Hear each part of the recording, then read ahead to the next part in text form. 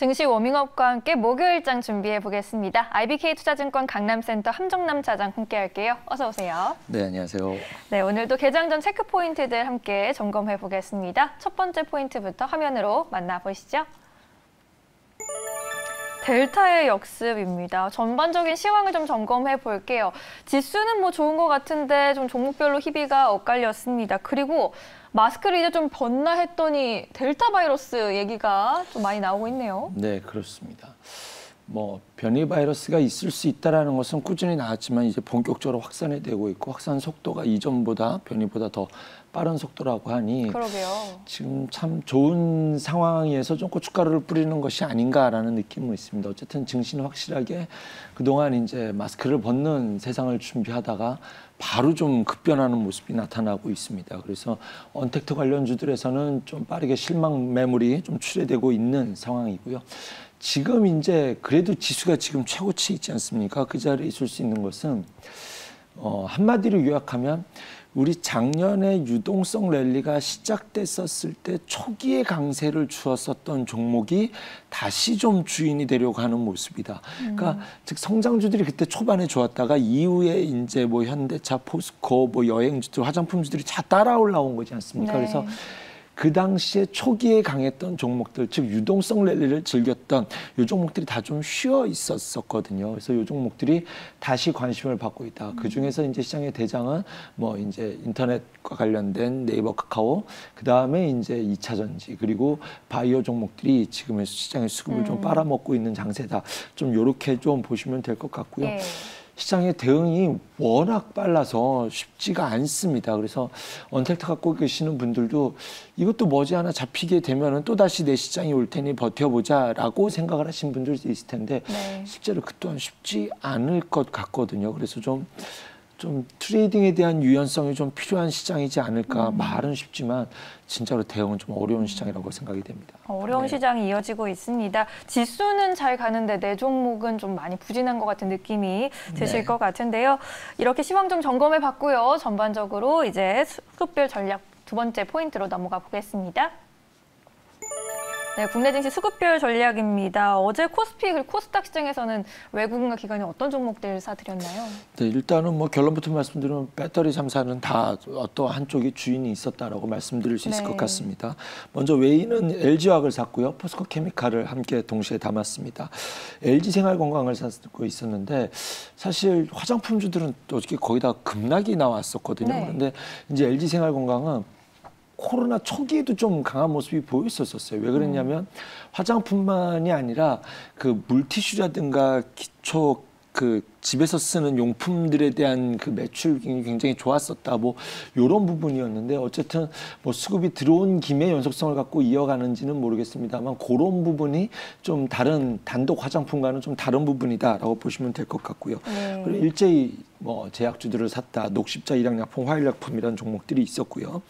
기관에서는 좀 성장주를 담아가는 모습이었습니다. 현대차, SK, 그다음에 현대글로비스, 현대오토에버, 솔루스 첨단소재, 지누스라는 종목이 있었고요. 네. 함께 사는 종목으로서는 이제 외국인 기관 쌍끌이에서는 네이버라는 종목이 있었습니다.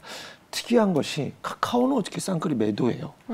그러니 그동안 계속 카카오가 달렸을 때 네이버가 가야 되는데 못 가네. 그냥 카카오를 따라 사는 게 맞는 거 아니야라는 질문을 많이 받았었거든요. 그런데 결국 어느 순간 타이밍이 되니 이 타이밍을 어떻게 맞추냐고요. 그래서 직감상으로는 다음 타자는 네이버가 될 거다라는 건 알 수 있었지만 그것이 반드시 어제 했어야 되는 거라는 것은 좀 어려운 상황이었고 또 외국인 기관 팔아도 카카오는 또 잘 갔어요, 또. 그래서 지금 시장의 주인은 이전에 어떤 경제활동 정상화의 대장이 HMM이었다면 이번 시장의 대장은 네이버와 카카오가 보여주지 않을까라는 생각이 들고요. 삼성, SDI, SK이노베이션 또한 외국인 기관이 함께 순매수하는 모습이 보였습니다. 셀트리온이 있었고요. 신풍제약, 대욱제약 등이 있었습니다. 이 중에서 좀 특징적으로 눈에 띄는 종목이 있었는데 두 종목만 좀 짚고 넘어가도록 하겠습니다. 차량용 반도체 관련된 종목 중에 해성 DS라는 종목이 어저께 좀 강하게 나는 이제 새로운 나의 길을 가보련다라는 좀 이런 출발의 의미의 캔들이 좀 뜨지 않았나는 생각이 들고요. 이 회사는 뭐 차량용 반도체 생산 업체 납품하는 이제 리드 프레임을 이제 생산 납품하고 있고요. 올해 이쪽 차량 전장향 이제 어떤 성장에 대한 기대감이 굉장히 좋다. 이 얘기가 사실 상당히 오래전부터 나와 있었거든요.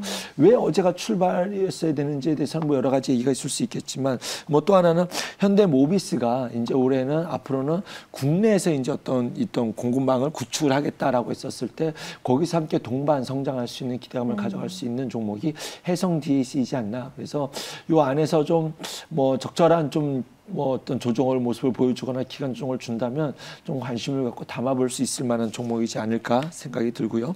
두 번째로는 삼화전기라는 종목이 좀 눈에 띄었습니다. 삼화전기는 이제 가전, TV, 그다음에 뭐 자동차에 대한 전해 콘덴서를 납품하고 있는 기업인데요. 네. 1분기 실적이 좀 크게 좀 증가하는 모습이 포착이 됐었거든요. 그런데 이제 향후 이제 이 역시 이제 차량용 그 전장용 컨덴서의 신규 매출을 확보하고 있고요. 근데 이 부분이 매출에 대한 그 매출 자체도 커져가는데 외형 성장도 좋아지는데 이 차량용 전장 컨덴서가 이제 단가가 4-5배 이상 높다라고 하니 PQ가 동시 성장할 수 있는 그런 기업이다. 1분기 실적도 담보가 될 실적이 좋게 보여졌고요. 그래서 현재 퍼포먼스 앞으로 갖고 있는 PQ의 성장을 동시에 가져갈 수 있는 기업이 삼화전기지 않나. 그래서 어저께 코스피 내에서 앞서 말씀드린 종목 외에 개별적인 종목에서 이런 두 종목이 눈에 띄었다까지 말씀드리도록 하겠습니다. 네, 코스피 시장 수급부터 한번 봤습니다. 이 안에서 특징주로 해성 DS와 삼화전기 나왔으니까요. 잘 또 한번 보시면 좋을 것 같고 코스닥 시장으로 바로 넘어가 보죠. 네, 코스닥 시장 역시 뭐 대동소이합니다.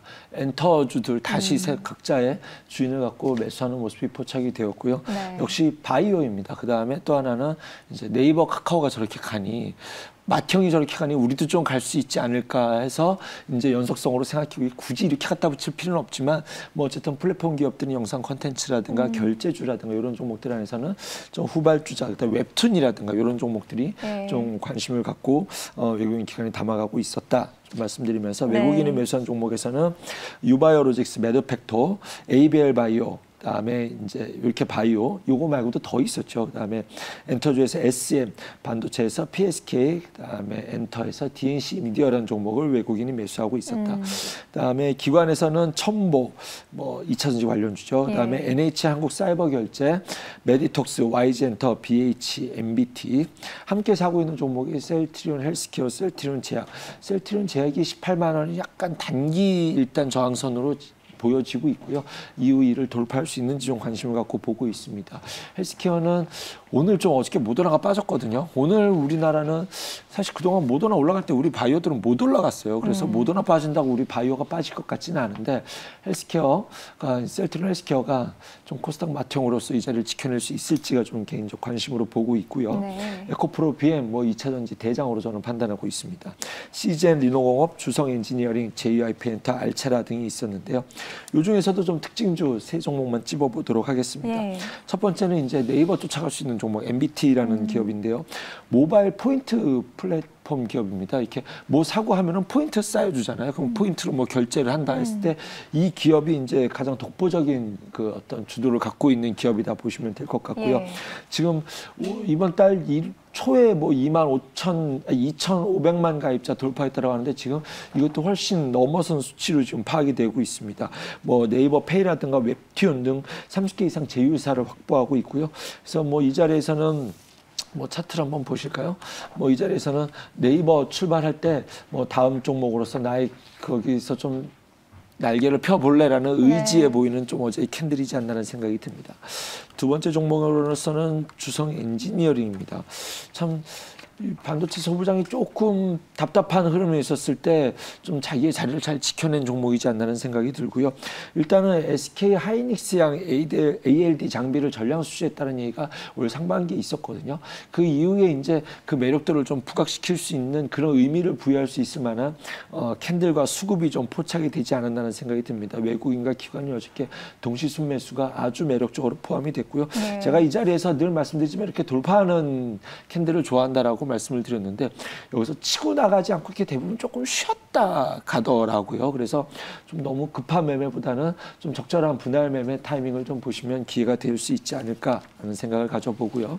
세 번째는 좀 바닥권 안에서 바이오 솔루션이라는 종목이 있었습니다. 최근에 바이오 종목들이 막 줄기세포도 가고 뭐 이종항체도 가고 뭐 암도 가고 뭐 다 가요. 뭐 네. 지금 뭐 코로나 관련된 주식들도 가고 지금 일제히 바이오 섹터가 움직인다라는 것은 코스닥 시장 그리고 앞으로 내년 시장에 대한 중소형주 단위에 움직일 수 있는 가능성이 높다라고 봤었을 때 굉장히 큰 호재입니다. 왜냐하면 거의 뭐 썩어있던 매물이 다시 생기를 부여하는 의미가 될 수 있기 때문에 바이오 랠리는 좀 짧고 굵게 일단은 충분히 올 수 있고 트레이딩을 해볼 수 있을 만한 시그널이 어저께 좀 포착이 되지 않았나는 생각이 들고요. 예. 이 회사는 이제 줄기세포 물질을 이용한 펩타이드, 화장품과 관련된 일도 하고 있고요. 뭐 세포 치료제, 피부 치료제를 하고 있는데 최근에 이런 피부 미용과 관련된 의료 기기들이 다 좋지 않았습니까? 그런데 여기 줄기세포를 이용한 어떤 미용과 관련된 사업을 하고 있다라고 하니 지금 이 자리에서는 조금 뭐 차트로만 하면 여러분이 직접 보신다 하더라도 뭐 더 빠질 것이 없어 보이는 자리에서 조금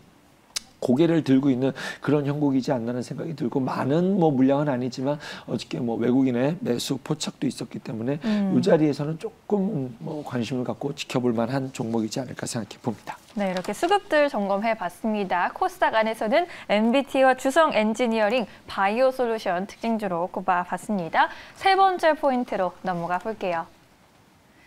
네, 섹터별 전략 세워보겠습니다. 바이오주 그래도 짧고 굵게 트레이딩 가능하다라고 언급해 주셨는데 종목을 선정하기가 굉장히 어려워요.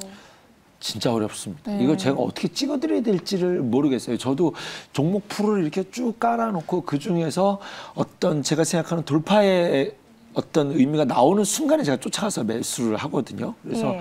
그 폭이 뭐 10% 이렇게 되면 안 되겠죠, 물론. 물론 그 안에서 이제 관심을 가져보고 제 그 풀 안에 담아둘 만한 종목들이 첫 번째는 어쨌든 지금 코로나 치료제가 어떻게 진단주들이 다 올라갔잖아요. 진단 기준 쫙 갔죠. 그러면은 이제 치료제 관련주들도 봐야겠죠. 그럼 그래요? 신풍제약 빼놓을 수 없을 것 같습니다.